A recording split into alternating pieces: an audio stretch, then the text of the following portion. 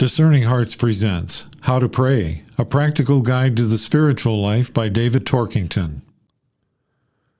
Chapter 19, The Beginning of Contemplation. Contemplatio. Contemplate and share the fruits of contemplation with others. St. Thomas Aquinas.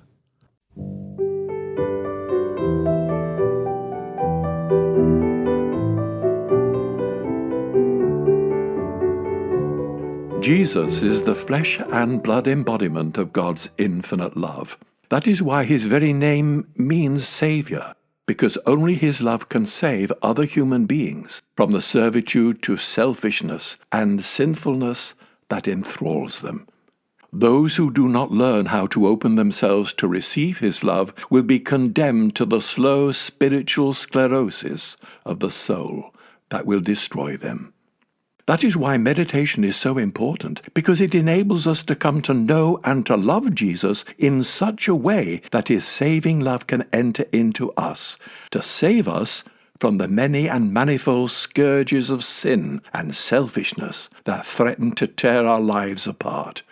That is why lovingly meditating on his life and love for us is so important. If you want the freedom that only love can give you, then learn to read and reread the sacred scriptures, to open yourself to receive the loving that continually flows out of Jesus, to save us from our sad and sorry selves who are doomed without it.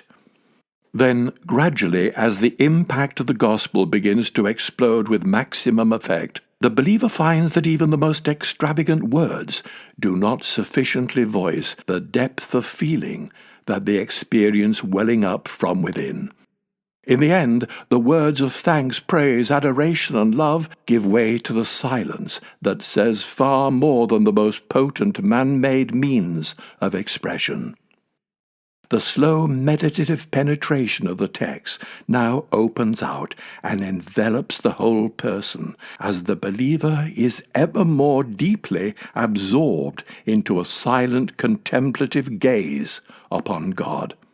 The most wonderful and poignant expressions of the new relationship with God seem to be emptied of their meaning in face of the reality. All one wants to do is to remain silent and still in the simple, loving gaze upon God, in, with, and through Christ, that has traditionally been called contemplation.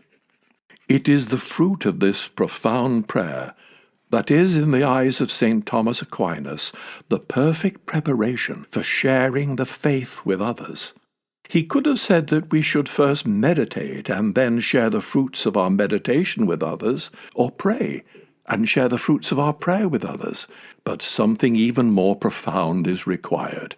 We must persevere for long enough in prayer to experience for ourselves something of the love that we are called to share with others in sublime, mystical contemplation, or we will have little to give.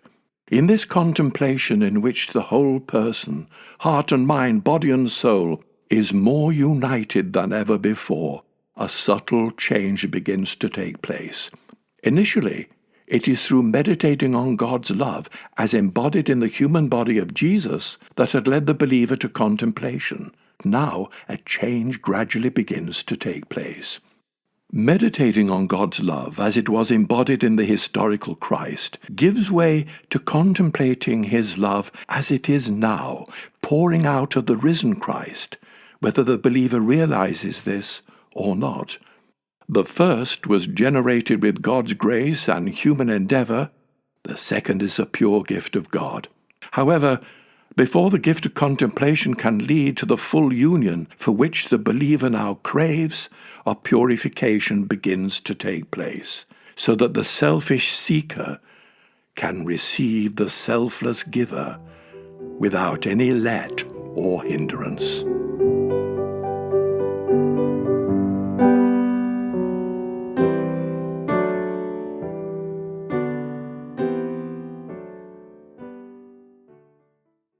You've been listening to David Torkington and How to Pray, a practical guide to the spiritual life. For more episodes in this series, visit discerninghearts.com or you can find it in our free Discerning Hearts app or on many other streaming platforms.